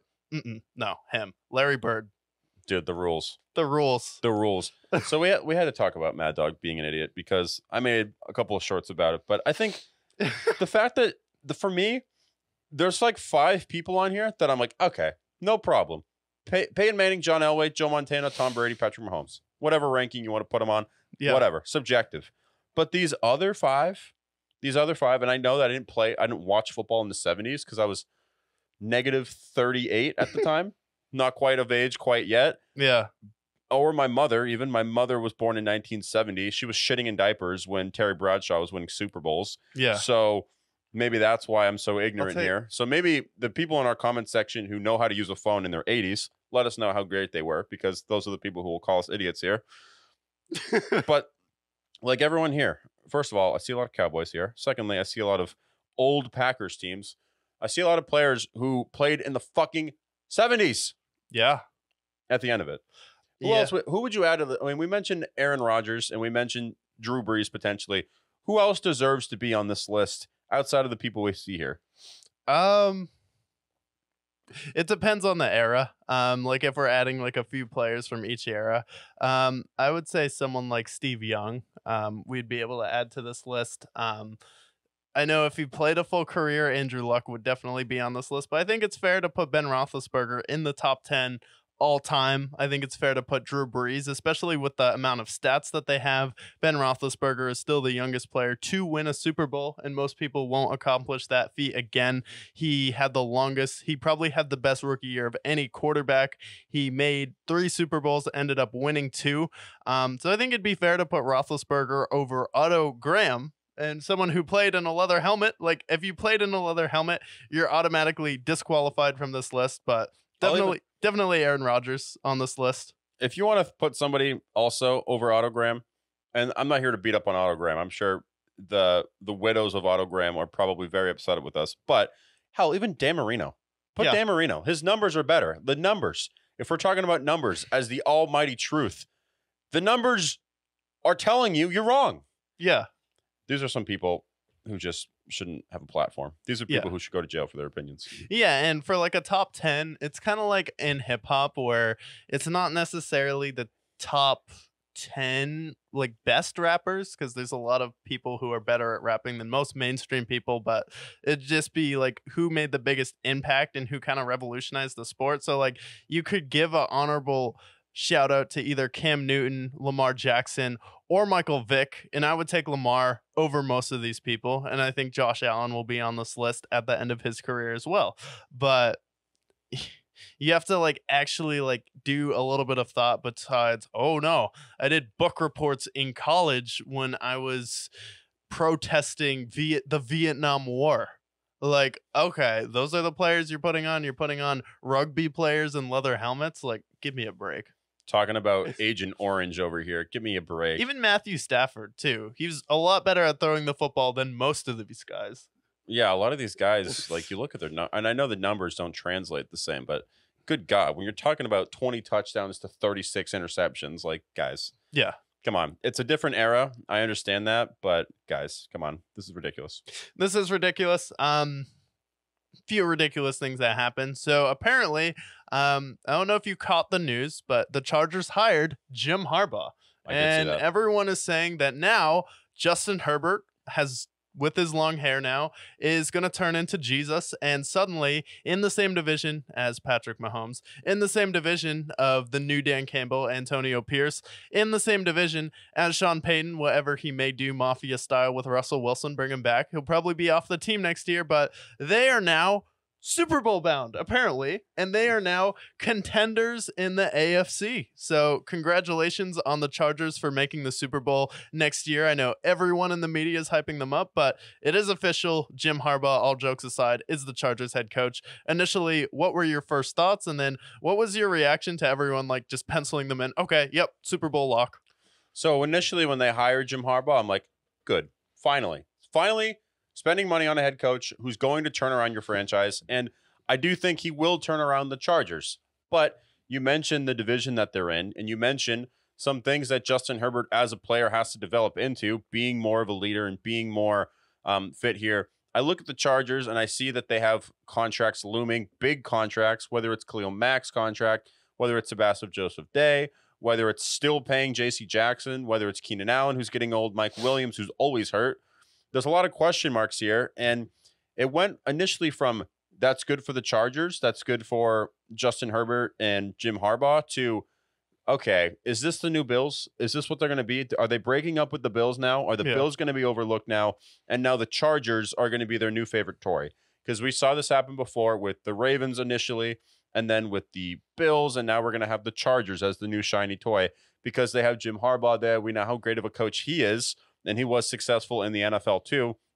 It feels to me like this is basically going to be their new Bills, where they're overhyping the Bills all season long, and they're going to be glazing them. Justin Herbert, so good. I do think Justin Herbert will have a good season next year, but they have a lot of holes they have to address. They need to have receivers who can run and have speed because Quentin Johnson can't catch for some reason.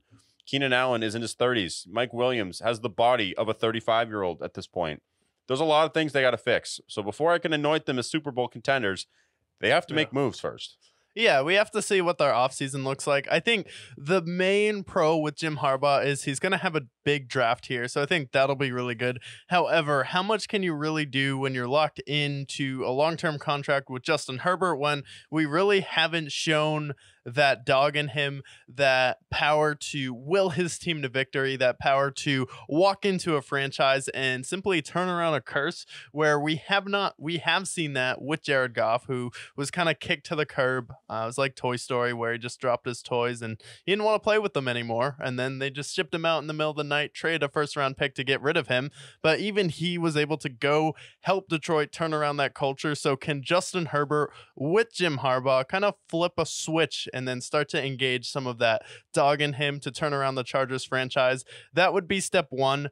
And then I feel like with Jim Harbaugh, he has to come in there and you have to fix that salary cap. I think it's time to move on from Eckler. It's time to move on from Joey Bosa, and he's cost them some playoff wins. I mean, in that Jaguars game, sure, you're getting held every time, but it's throwing a temper tantrum and a 15-yard penalty to lead to the Jags winning that game a good look when you're making all of this money? No, and you've cost your team games in the past, so he's probably gonna get traded there, and he's older. He's had some injury issues, and then it's time to move off of Khalil Mack, who's one of your best bright spots, but we have to rebuild this team from the draft because we're paying our quarterback all of this money now where we can't afford to have a high-flying defense. So let's bring in all the players from Michigan, and let's bring all the players in from Georgia, Alabama, wherever it is. And I think that was Pete Carroll's big strength coming into it, because he was in that college system when he came from Seattle. He had been to a title, and him and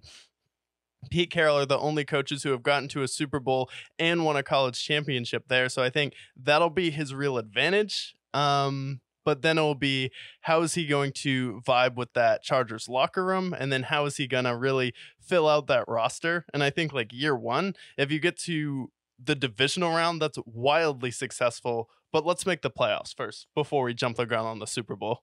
Yeah, if they can win a playoff game with him, I think that's going to be their Super Bowl at this point, because they do have a lot of things to address. And everybody that you mentioned that they should move on from, I agree with. They're in salary cap hell. I think they have one of the worst cap situations in the NFL, at least bottom 10. Yeah. And there's a lot of really expensive contracts of aging stars. So if they can get some draft capital and hit on some of these draft picks, if they can exceed expectations next year, then they'll probably be 10-7 and win a playoff game. That's what I suspect them to be at their ceiling. But at their lowest, they're still competing with the Bills and the Dolphins and the Chiefs and the Ravens and the Bengals, who will be back, potentially the Browns if they can recover. The Steelers are always in the mix for some reason. The Texans, the Colts, the Jaguars, I guess. Like, this is still a loaded AFC. Yeah. You can't just pencil them in. And some of these other teams have way better situations. The Texans, for example, all this cap space, rookie contracts everywhere. So I think there's a lot of teams that are in a better position than the Chargers. I will say, this is Justin Herbert's moment. He has his head coach. He's had Brandon Staley, and he's had all these boobs at head coaches. And now he can finally have a real head coach who has succeeded and was successful with Colin Kaepernick and was successful at Stanford and was now successful at Michigan. So where's the excuse now? If he doesn't live up, if he doesn't turn water into wine, then he is overhyped, he is overrated, and we can say that confidently. Yeah, definitely. And I can say that confidently right now because I can't see him currently outdueling CJ Stroud, Joe Burrow, or Patrick Mahomes at this point.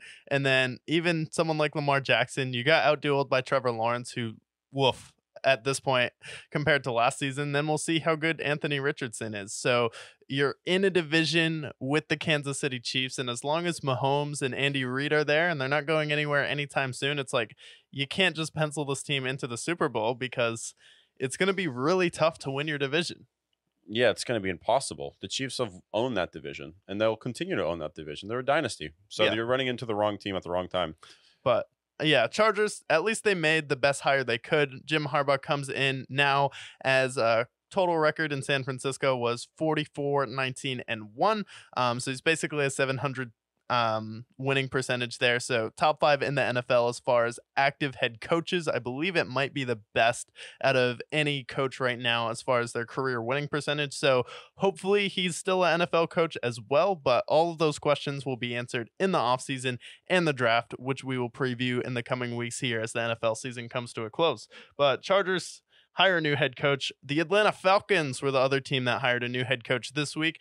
We get the news that Raheem Morris, defensive coordinator for the LA Rams, is going to be their new head coach. Where have we seen him before? Well, he was with Tampa Bay, and then he ended up filling in for Dan Quinn with the Atlanta Falcons. They started 0-5, fired Dan Quinn in the middle of the season. They ended up finishing that year 4-7, so not too bad, but I know you weren't in love initially with this. How do you think this will go for Atlanta? So initially, when I heard the news, I was very confused with this hire because they were talking with Bill Belichick, they were talking with Bobby Slowick, and they were talking with all these different high-profile head coaches. And then they landed on Raheem Morris, who I know has already been in the building with them before. But initially, I was very confused. I wasn't in love with the hire. This is a hire that I've grown on a little bit since then. I'm okay with them. Unlike the media, I'm okay with them not getting Bill Belichick and them deciding not to go that direction. It sounded like he was asking for a lot. Plus, the people he was going to bring in are notoriously bad coordinators: Matt Patricia, Joe Judge, Josh McDaniels. So I'm okay with them not going Bill Belichick. However, for a team that is in need of a quarterback and in need of having somebody facilitate that offense efficiently, because Arthur Smith clearly couldn't do that in his time there, I wish they kind of went for a more offensive-minded head coach as they are going for that franchise quarterback, Right. whether it's somebody like they go in as a veteran with Kirk Cousins, or maybe they go in the draft, which I think they should. I think they should have gone offensively. I think Bobby Slowick is somebody who I would have really liked them to see, or Ben Johnson.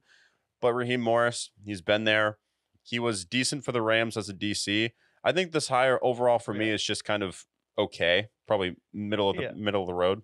Yeah, for me, this is like Joe Rogan's bit about presidents and how they're elected, where we go from one extreme with Barack Obama, well-spoken, polite, has a filter, very political, to Trump, who's like, you're wrong, lets anything fly out of his mouth, very unhinged, but very, I don't know. He is a honest liar, as Dave Chappelle called him. So you have like that extreme where you have Arthur Smith has no idea how to run an offense when he drafted not one, not two, but 3 skill position guys in the top 10 of the draft, and then simply did not know how to use any of them. So you're like, okay, well, let's go the complete opposite direction with that. And then we're going to bring in Raheem Morris, who his career winning percentage not really that impressive. He went 4-7 with Atlanta, and then with Tampa Bay, he was there for 3 years and he went 17-31.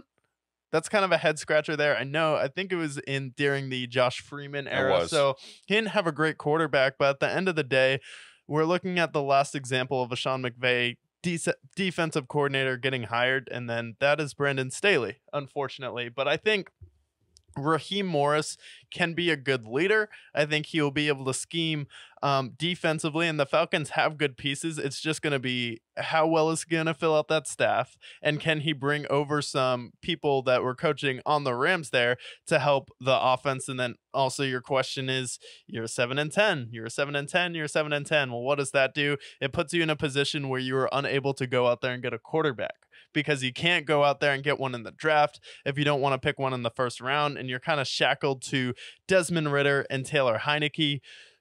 I mean, both of those guys are very mid, so I think this is going to be very tough for Raheem Morris because your first step is figuring out the quarterback position, and that's really going to determine if this is a hit or a miss for him. But I wish him the best, and I think he'll be like a Todd Bowles type of head coach. Hopefully he's better than Staley was, because that's the last example we have of a Sean McVay defensive coordinator coaching a team. Probably his best coach off of his tree right now is Zach Taylor. Yeah, I think that I like the Todd Bowles comparison because if you look at his experience with the Jets, his first time with Todd Bowles, and then his time with Tampa, you look at it, not a great quarterback situation, but he did have Rondé Barber and Aqib Talib and some other nice players on the defense, and they were able to get the most out of those guys when they were there. Yeah. So when Josh Freeman was at his best, was that second year with Tampa, and I believe they made the playoffs, and I believe they won a playoff game even as well. We can check that real quick, but I think that the defense, if they can elevate that defense, there is players like Grady Jarrett in AJ Terrell. Jesse Bates is obviously there now. He's under a big contract. So they have talent on defense. So I think if their defense can elevate and their defense can play up to par, then I think that they'll definitely be good. But it's the quarterback situation. They have the 8th overall pick. Again, do they trade up and go for someone like a Jaden Daniels or Drake May potentially? Or do they stay where they are, go after someone like Bo Nix or Michael Penix Jr.? Yeah. That's a question that will be answered. Yeah, I could see that. This could be like the draft with Sam Darnold, Baker Mayfield, where some of the guys at the top, maybe like Caleb Williams or Drake May, doesn't pan out. You know, they've both had some issues, but we'll see with both of those quarterbacks. So you could still potentially get a good quarterback in this draft. And then in Tampa, he went 3-13 his first year, and then the second year he went 10-6, and then he was fired after that. Year after that, they finished 4-12, and I believe that was the year they shipped Josh Freeman off to Minnesota as well. So didn't end up winning a playoff game, but he did go 10-6 one year, so that's going to be right on par with the 7-10 Falcons. Yeah, exactly. So I like the hire. I'm also okay with, like I mentioned, Bill Belichick not being the Falcons head coach because it didn't feel right for him when he was hiring for the Falcons. It didn't feel like it was a good fit for him. For someone who's chasing Don Shula's record and he's obviously looking to break that record, for him, it makes a lot more sense to go to a team that's already stacked, like the Cowboys, which is what we really wanted to see and what probably the fans wanted to see also. Or the Bills. Or even the Eagles. Any of those 3 teams would have made a lot of sense. You already have your franchise guy. You would have been able to have that defense that's already sound for all 3 of those teams. Yeah. But now we don't even know. Yeah, for me personally, I am a big proponent and a big fan of waiting a year after you get fired and not rushing into another head coaching job, because that's when we see like the Frank Reichs of the world. We see mistakes like hiring Ron Rivera and the Commanders, where if you take a year, you can go ahead and step back, survey what your options are. Maybe for Mike Vrabel, take a year off. And that Buffalo Bills job may be open for you next year with Sean McDermott, especially how we're seeing the Texans, Bengals with Joe Burrow being back. If it's another disappointing finish, like, okay, you could have that opportunity open. You could have like the Dallas Cowboys opportunity open if Jerry Jones pulls his head out of his ass there. And then you're going to have some of these coaches who get fired, potentially Matt Eberflus will be on the hot seat. So you never know. And there's not really that many exciting head coaching opportunities. You have the Commanders, but like kind of a cursed franchise. How confident are you really? You have the Seattle Seahawks. Again, they're like not bad enough to get an elite quarterback, but they're not good enough where you're like gonna make a run in the Super Bowl. And then you have the Panthers, who probably are gonna end up hiring Nikki Haley. Well, they hired Dave Canales, the OC for the Bucks. That was another hire. The guy who filled in for obviously elevating Baker Mayfield, and they hired him as head coach. God bless his soul. I just want to take this moment right now, whether or not you are listening to some soft piano, put some classical music on the background, because rest in peace to Dave Canale. You had a really good run in Tampa Bay with Baker Mayfield. You're able to resurrect his career, but now you're in a situation where no one else wanted this job. People were telling Ben Johnson, no, it's not your time. Wait another year. Hang out with Dan Campbell. Pound some espresso and caffeine with him. But I'm sorry, Dave. This is going to be a long time, and I'll tell you all about it when I see you again. But David Tepper is not your family, like Vin Diesel was talking about in the movie Fast and Furious. Heck, he might not even be your friend. So enjoy your time in Carolina. I hope you get another head coaching opportunity because you could very well deserve to be a head coach in this NFL, but I'm sorry that it came to this. Enjoy Carolina. Enjoy Carolina. I hope that if they're like 6-10, that he gets another opportunity. I just hope he elevates Bryce Young. But you're in Carolina. It's a disaster. It's the 2000s Browns, like we've talked about so many times before.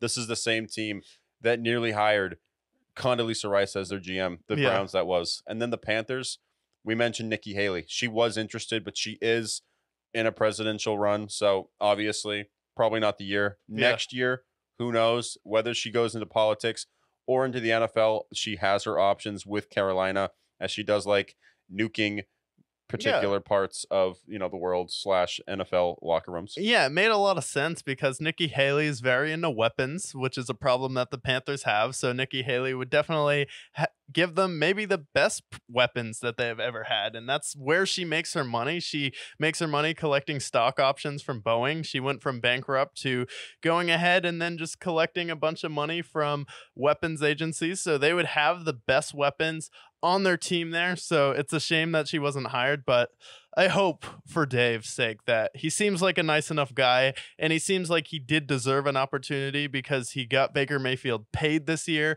And then especially with that offense, it's like it's so tough. And I wish him the best in Carolina, but I just, with David Tepper throwing beers at people, doing petty things, like I don't know if I should praise you for this, or I don't know if you have a mental disorder for this. Who really knows? Only God does at the end of the day. Yeah. The good news is that he'll be out of this after this year, and then he'll have another opportunity next year. So sacrificial lamb, I feel like he's not going to last more than 2 years just because of the temperament of David Tepper, no pun intended. Yeah. So best of luck to Dave Canales. It was a good run. Yeah, it was a good run. But congratulations to Dave, because you got yourself a head coaching job, and congratulations on a great year coaching with the Tampa Bay Buccaneers. None of this is personal to you. It's just Carolina Panthers. What a mess they are. They are this era's Cleveland Browns. And then after that, we have all of our head coaching, but there were some questionable coordinator hires, specifically with Nick Sirianni in Philadelphia. Yeah, this was questionable. So let's look back at what Nick Sirianni has done so far. His first job is hiring Shane Steichen and Jonathan Gannon, both of his offensive and defensive coordinators. They thrive. They end up making the Super Bowl. They have a great run. Shane Steichen becomes the head coach of the Colts. Jonathan Gannon becomes the head coach of the Cardinals. He replaces them with 2 duds. Their offense is not the same. Their defense is not the same. And the Eagles crumble this year, lose to the Bucks in the first round. And to replace those duds, they replace them with Kellen Moore and Vic Fangio. Now, on paper, those are all names that we're all familiar with. Vic Fangio, the DC for the Dolphins, and how great that defense was. And the Chargers OC, and how good they were this year. So my thing with this move is, it feels like he hired his guys, and then they got their head coaching jobs. He found some other guys. They didn't pan out. The media crucified him for it. Yeah. And so rather than going after some more of his boys, I feel like he's going with those big name hires. The attractive name, Kellen Moore. He was in the circle last year for head coaching jobs, and now didn't pan out in Los Angeles. Jim Harbaugh wasn't going to bring him back. He comes to the Eagles. It feels like he's going for these catch-worthy names now, because he's nervous about the backlash. Am I crazy? Yeah, it seems like he could be nervous about the backlash. And when you're someone in the position of Nick Sirianni, where the knives were out for him in a way where it was like, bro, he just made the Super Bowl.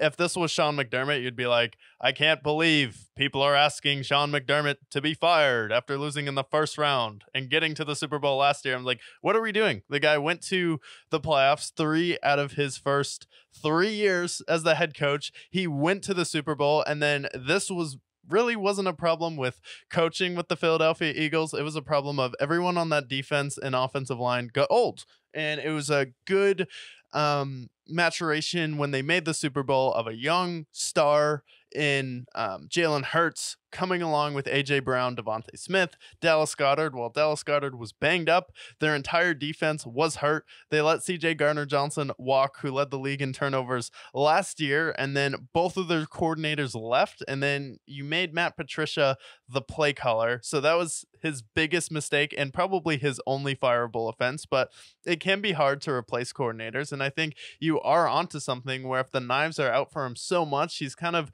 doing himself a favor where he's protecting his own back, where it's like, look, I got Vic Fangio. Everyone in the media loves Vic Fangio. And then Kellen Moore, like we all hear the name Kellen Moore, even though Dak Prescott had arguably one of his worst years, at least turnover wise, under Kellen Moore. And then he went to the Chargers. He was supposed to be the one that would unlock the hidden potential in Justin Herbert. And that was not the case at all, because they just want someone who would throw the ball down the field where they didn't do that before. Well, they still weren't throwing the ball down the field. And then with Nick Sirianni, there was a press conference where they're like, what is your offensive coordinator and defensive coordinator supposed to do? He's like, well, the offensive coordinator game plans, establishes an identity for the offense. Same with the defensive coordinator. And they're like, okay, what is your job then? And he didn't even have an answer for it. Yeah, that's what makes me nervous for it. And I think if the Eagles underperform next year, we could see Nick Sirianni out. I think he's a guy who deserves a second head coaching opportunity, but I do think that this is definitely nervous for me. Yeah, especially Philadelphia. They're probably like some of the worst fans in general, where not necessarily like they're a fan of the sport and they're bad at being a fan. It's just like they will turn on you in a heartbeat and then they'll boo you in their stadium. I know some of the Eagles players were talking about how they're looking forward to playing in Tampa because they're like, yeah, at least we won't get booed by our own fans. So it's like Philadelphia media will turn on you right away. And then the media had the knives out for Nick Sirianni. And I feel like with the Eagles, with Doug Peterson, when he started to struggle a little bit, Doug Peterson won a Super Bowl and they moved off of him. So I feel like the only reason why we're having this conversation about Nick Sirianni is because it's the Eagles, and it's because their owner will move off a year too soon than a year too late and then let the coach go somewhere else. And I think Nick Sirianni would easily get another opportunity. But if you compare him to someone like Sean McDermott, it's like Sean McDermott hasn't even made a Super Bowl. He hasn't even gotten back to a conference championship. And they haven't even had a chance to get back to a Super Bowl under Sean McDermott since that conference championship where they lost 38-20 to the Kansas City Chiefs. So it's like, why are we pulling the knives out so fast on this guy, but not on people like Mike McCarthy, not on people like Sean McDermott, not on people who are perpetually underachieving, where most coaches haven't gotten to a Super Bowl? Yeah, no, I agree. I think the knives are out way too early. They ran Andy Reid out of town, who's arguably the greatest head coach of our generation currently. And they ran out Doug Peterson, who had a great run with Philadelphia. And now Nick Sirianni, I don't think he's in the same class as those two guys necessarily, but he was a head coach of the year candidate last year. And so I don't think it's crazy at all. But they'll get what's coming to them, so whatever.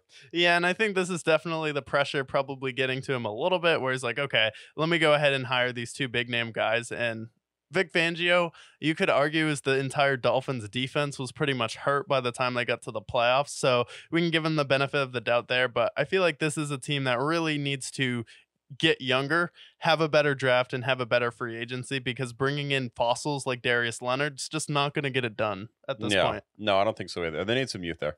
Yeah, but that covers all of our coaching hires. And then after that, we had a coaching situation happen in the NBA with Doc Rivers. And the Milwaukee Bucks hire Adrian Griffin, and basically Adrian Griffin's a first-time head coach. Okay, nothing wrong with that there.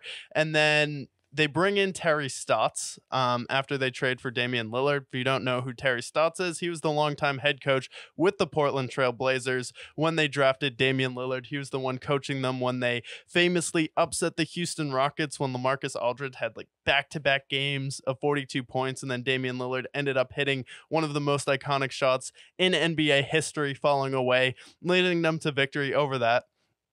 And then early in the season, before the season even started, Terry Stotts is like, I don't like the way you're using Damian Lillard. I'm out. And then he just bounces. First red flag. And then after that, Adrian Griffin turns to Thanasis and he's like, "What exactly do you do here?" And then Giannis is like, "No, you don't talk about my brother like that. Thanasis is going to be on this team and just pick up basically a check just to be here, just to back me up on the bench." So, second red flag is he questions why Thanasis is even on the team. And a lot of people have that question, but it's just something you don't do with Giannis. And then him and Dame kind of just fall out of love with him. But really, people were pointing to the defense for the Milwaukee Bucks being the problem. And it's like, okay, let's talk about the defense of the Milwaukee Bucks. So you trade away Drew Holiday, who's arguably the best on-ball defender in the NBA, and you trade him to Damian Lillard, who's arguably one of the worst on-ball defenders in the NBA. As far as defensive win shares, he ranks 83rd. There are 30 teams in the NBA, and there are 5 starters on all of those teams, so Damian Lillard doesn't even rank as a starter as far as a defender. And then they start getting lit up by all of these teams, and I'm like, as soon as that trade happens, I'm like, you just sacrificed your defense, and you're going to have more scoring, but who is going to stop anybody on the perimeter? You're going to have Brook Lopez, you're going to have Giannis, but Pat Connaughton, Damian Lillard, Chris Middleton is old at this point. It's like, you're not going to get it done on defense. So ends up the defensive scoring was too much. Adrian Griffin and Damian Lillard were not vibing, and Giannis wasn't vibing at all. And then they end up firing him. And then we get the news that they're looking at Doc Rivers, who went to Marquette. So he is in Wisconsin. He's a hometown guy there, and he's been consulting with them all year long. So he knows the situation. So I'm like, wait a minute. When Doc Rivers got fired all playoff season, what were we talking about with Doc Rivers? Well, we were talking about the failures of Doc Rivers, and it was being 6-10 in game 7s, blowing 3 separate 3-1 leads with different teams. It was collapsing when he would have 3-2 leads repeatedly and being known as a choker, and Doc Rivers was pretty much toxic to hire, and he was radioactive. So my theory was the Bucks probably wanted to hire Doc Rivers in the offseason. You hire a sacrificial lamb in Adrian Griffin, and then once the media calms down with Doc Rivers, it's like, well, who else could we have hired mid-season besides Doc Rivers? Who else has championship experience? He's a defensive head coach. I mean, our problem is defense, even though we traded away the best defender in the league. What say you? Yeah, this was very questionable for me. I think of Adrian Griffin's hire. It reminds me of a lot of David Blatt when the Cleveland Cavaliers hired him. Yeah. And then he was kind of like their sacrificial lamb.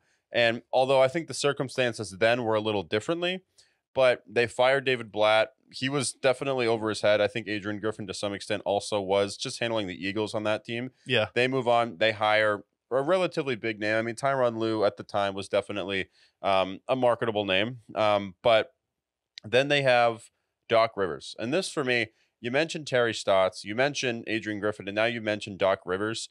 This Bucks team makes me nervous for everything you mentioned there.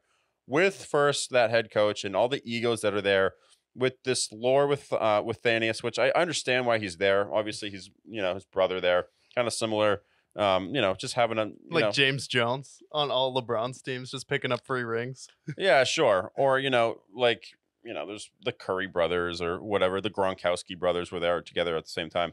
But this Bucks team makes me nervous because, first of all, you had Mike Budenholzer at one point, and you downgraded, and now you have Doc Rivers, who Doc Rivers is like the best worst coach of all time, where we think of him so fondly. We think of him as, championship with the 08 Celtics and all this stuff, when really we should look at him as the 3-1 Doc Rivers, the guy who has blown, you mentioned, I think he's blown 4 3-1 leads. He had it with the Clippers, he had it with the Magic, and he had it with another team as well. Blown all these leads. The locker rooms, we talk about all the locker rooms that he's been with.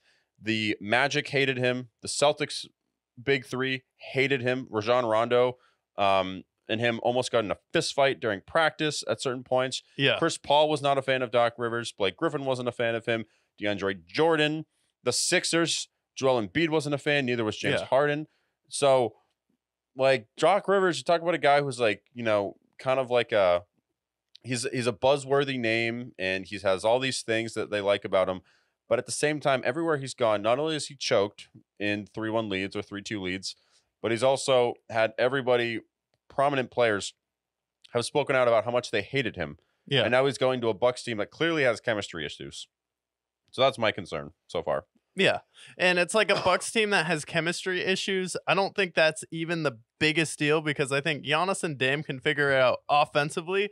But my point really is you traded away Drew Holiday when you should have found a way to trade away Chris Middleton instead, because while Chris Middleton is taller, whenever they played the Celtics in the playoffs, who was guarding Jason Tatum? Drew Holiday. Who was guarding Jimmy Butler? Drew Holiday. He was their on-ball defender, and then you trade away that defense, and it's like, okay, well, who is going to stop even like someone like Terry Rozier, Tyrese Halliburton? Who is going to stop Jaylen Brown? Who is going to stop Jason Tatum? Who's going to stop Drew Holiday? Who is going to stop Derek White? Who is going to stop Kristaps Porzingis? And you're going up against all of these teams now where it's like, okay, you sacrifice defense for offense.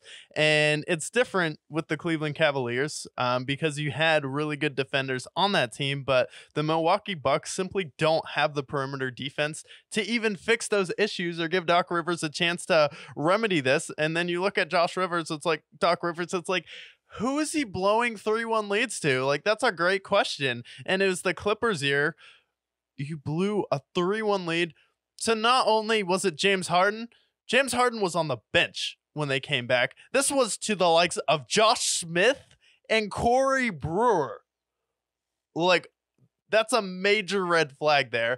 And then also, you've lost 5 games at home in game 7s, and then you lost the game 7 to Miami when you were up by 13 points and you had a 3-2 series lead. You won 3 straight games, and then you're up 13. Cedric Maxwell famously ready to present the trophy to the Celtics, and then you blow that one. You lose to the Boston Celtics with the Philadelphia 76ers, where James Harden bails on you. Joel Embiid is having his MVP season, and then you get absolutely wrecked by the Celtics in game 7, and it's not even a competition. And then this is a team that just lost to the Miami Heat with Kyle Lowry. The Miami Heat just added Terry Rozier. That wasn't a fluke that they beat the Milwaukee Bucks, and now you're less defense, and this is a guy who's not just someone who can go in there and fix chemistry issues. He's someone who also has chemistry issues with players. He's a coach that has the ego of an NBA player, so at this point, I'm like, this is just a disaster for the Milwaukee Bucks. And then you had Mike Budenholzer, who took you to an NBA Finals and won it. I really don't see why there was a huge justification. Sure, you lost to Miami in the first round. Giannis got hurt. Like, Giannis was hurt for the majority of that series, and Giannis missed a game. So it's like, okay, give him another chance at least, because he's taken you and proven that he can win an NBA Finals with that team. And he is a more modern coach than Doc Rivers. You can't blame the defense on Adrian Griffin, who's a rookie head coach, when you trade away all your perimeter defense for Damian Lillard, who can fill up the stat sheet. But at the end of the day, I don't see them beating the Boston Celtics. The only time they have beat the Boston Celtics is the Kyrie Irving year. Every other year, Jason Tatum goes to Milwaukee, down 3-2, drops 46 on Giannis, and then they just shoot the lights out on him in the game 7 that year. I don't see them beating Miami.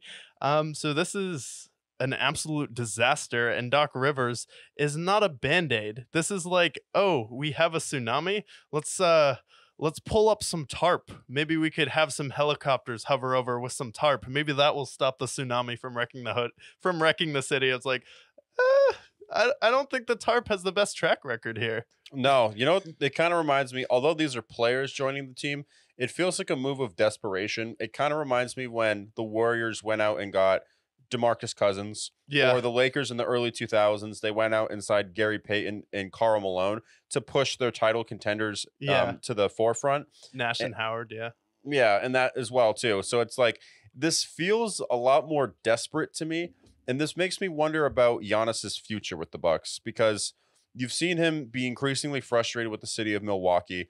I don't see him as a guy who's going to form this, big three or anything, or, form the next super team necessarily. But frustration with Milwaukee with some of the issues that they've had. And then if this Dame experience fails, which so far, they're fine right now. We'll see how they pan out in the playoffs. But you fire Budenholzer, you have Doc Rivers, who is a historical choker. You look at the numbers here. He's blown 3 3-1 leads. He's had all these numbers that go against him. He failed in Boston. He failed in LA. LA, and he failed in Philly. Philadelphia, and he failed in Orlando as well. So everywhere he's gone, he has the same reputation, and you can't teach an old dog new tricks. And it's like, we can't bank on Doc Rivers to change the narrative around himself when it sounds like this is a team that's on the decline, not necessarily in the standings, but I think inevitably when they make the playoffs and they face a team like the Celtics or the Heat, or hell, even the Pacers or the Knicks are still putting up some trouble too. Like, this is a team that has a lot of obstacles, and I'm worried if they're going to get in their own way. Yeah, they'll definitely get in their own way because, like, you can't, well, they're going to mostly not be able to get in people's way, which is the big problem because Chris Middleton now, the run they had to the NBA Finals was kind of abnormal because he's typically a guy who's banged up. He's lost a step. He can't play defense at a high level anymore. Damian Lillard's not playing defense for you. And now you don't have Drew Holiday, and then Giannis can't do everything. So it's kind of going to be a disaster. And then you had the weird things happening at the beginning of the season where Giannis is like, this is Dame's team, similar to with LeBron James, with Dwayne Wade, where he's like, is this your team? Is this my team? And the Celtics know who they are. Miami knows who they are. The Pacers got some firepower there, and I think they'll definitely be in the second round or conference finals. But Philadelphia, Joel Embiid is an absolute monster this year. If they add someone at the deadline, it's like, this is going to be a disaster for Milwaukee, and there's a reason why they've been dysfunctional, where you're taking, okay, we'll take, instead of Steph Curry, I'm blanking out on his name. We'll take Monte Ellis instead of Steph Curry. Like, just making those decisions over and over, not keeping your defense with Drew Holiday. So I don't think this is going to work out for Milwaukee this year. Maybe you give it an off season, but with Doc Rivers, you're not going to win a championship. And then if you win a championship in 2008, like, yeah, Doc Rivers, NBA champion head coach 16 years ago. Yeah. Like, that's a long time. That was a long time ago. And that Celtics franchise, to be honest, kind of underwhelmed. I mean, they made 2 NBA finals. They won one. They beat Kobe. That's a big accomplishment. But other than that, they should have beat the Heat a couple of times. They should have made and probably won at least 2. Yeah. But that's an argument for another day, I guess. But nonetheless, this Bucks move is questionable. We're on this early. I think the Bucks are in trouble. Let's talk about cinema, though, because you and I are not just history buffs, not just for, NFL and NBA enthusiasts, but we also love to watch television every once in a while. And I just finished Ted. You recommended Ted to me. You were kind enough to share your Peacock password.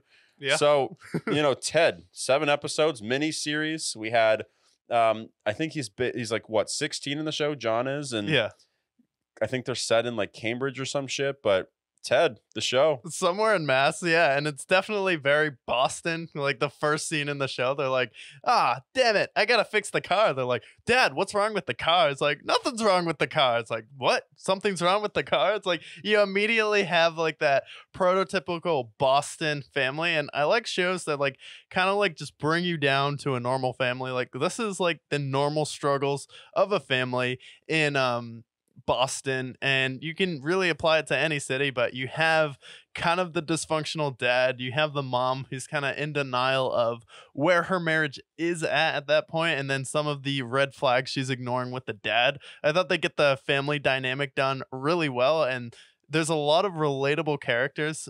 Blair is really good in the show, who plays their aunt.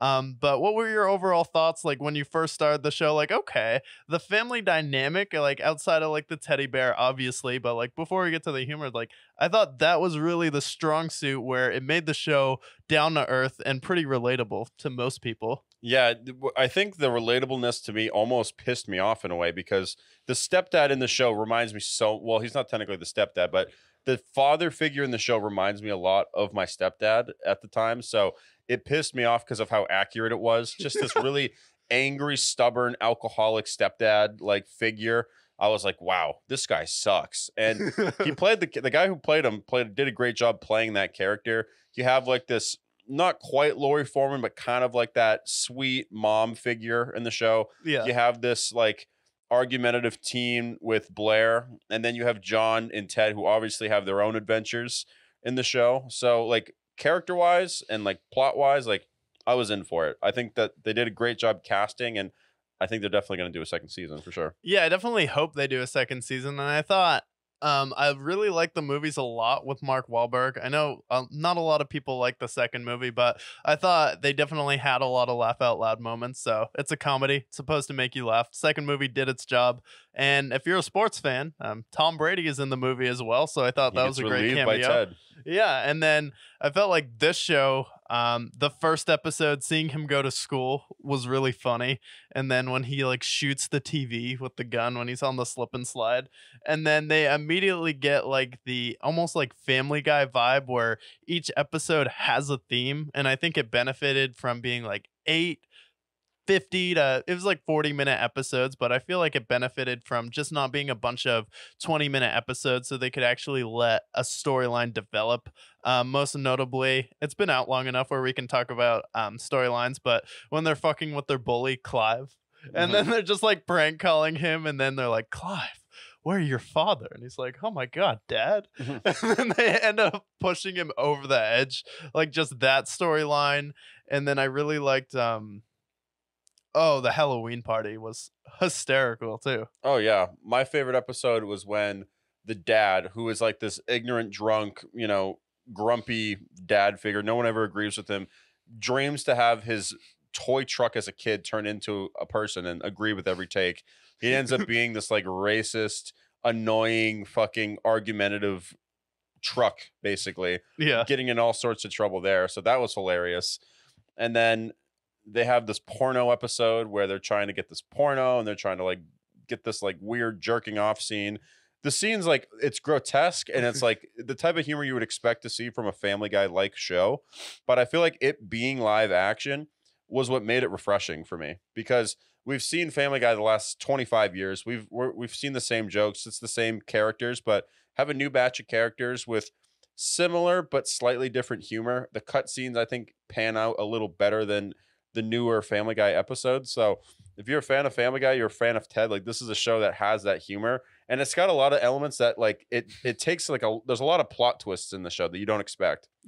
Yeah, I thought like it did a good job about being like a little bit unpredictable. And I thought like Ted himself, like really what you're there for is the dynamic between him and John. And I think the actor who plays him did a really good job, especially like you have a lot of pressure. You're coming off the movies and not a lot of people knew what to expect from the show. Some people may have said that they scheduled the NFL game to be a Peacock exclusive so they could advertise Ted to people. But I thought they did a good job. And then I like when Ted is like trying to get expelled from school on purpose, and then the teacher's just like, you know what, no, I'm gonna make an example out of you, so whatever you do, I'm just gonna keep you in school. And it reminded me, it's kind of like a callback to where he's trying to get fired from the department store. He's working at the grocery store, like a market basket situation, where he's like, yeah, I fucked her in there with a turnip, and he's like, that took guts. Like, we need people like you around here. Yeah, and I think the show ended perfectly. The way you mentioned to me, like early on, you're like, there's an OJ joke. Just keep that in the back of your mind. And then to end the show, he's trying to lose his virginity to this girl at prom. And then it gets interrupted with the OJ scene. And we've been fans of OJ. We have a clip out about OJ and how he has to have his name cleared. And to end it on an OJ joke and have the joke be as funny, I don't want to ruin the suspense, but the way the joke just panned out was so funny, because we are OJ enthusiasts on the show, and OJ is such a integral part of the Brickyard.